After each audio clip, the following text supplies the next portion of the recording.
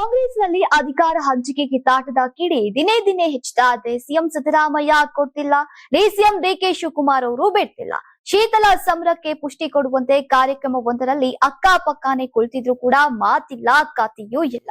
ಬೆಂಗಳೂರಿನಲ್ಲಿ ಶನಿವಾರ ನಡೆದಂತಹ ಅಂತಾರಾಷ್ಟ್ರೀಯ ಅಣೆಕಟ್ಟು ಸುರಕ್ಷತಾ ಸಮ್ಮೇಳನ ನಡೆಯಿತು. ಸಿದ್ದರಾಮಯ್ಯ ಡಿಕೆ ಶಿವಕುಮಾರ್ ವೇದಿಕೆ ಮೇಲೆ ಕೂತಿದ್ರು. ಈಗ ಸಾಮಾನ್ಯವಾಗಿ ಅಕ್ಕಪಕ್ಕ ಕುಳಿತಿದ್ದಾಗ ಮಾತನಾಡುವುದು ಸಹಜ. ಆದ್ರೆ ಸಿಎಂ ಹಾಗೂ ಡಿಸಿಎಂ ತುಂಬಾ ಹೊತ್ತು ಮಾತನಾಡಲೇ ಇಲ್ಲ.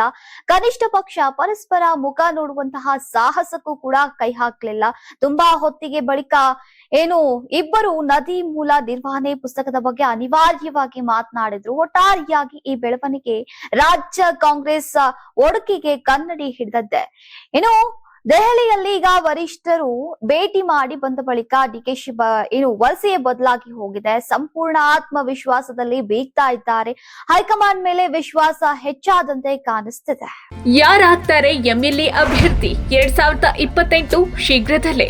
ಪ್ರತಿದಿನ ಒಂದೊಂದು ಕ್ಷೇತ್ರದ ಟಿಕೆಟ್ ಆಕಾಂಕ್ಷಿಗಳ ಸಂಪೂರ್ಣ ಮಾಹಿತಿ ಪೊಲಿಟಿಕಲ್ ಜರ್ನಲಿಸ್ಟ್ ಕೆಎಂ ಶಿವಕುಮಾರ್ ಅವರಿಂದ. ಕರ್ನಾಟಕದ ನಂಬರ್ 1 ಡಿಜಿಟಲ್ ಮೀಡಿಯಾ ನಿಮ್ಮ ನೆಚ್ಚಿನ ಕರ್ನಾಟಕ ಟಿವಿಯಲ್ಲಿ ಮಾತ್ರ.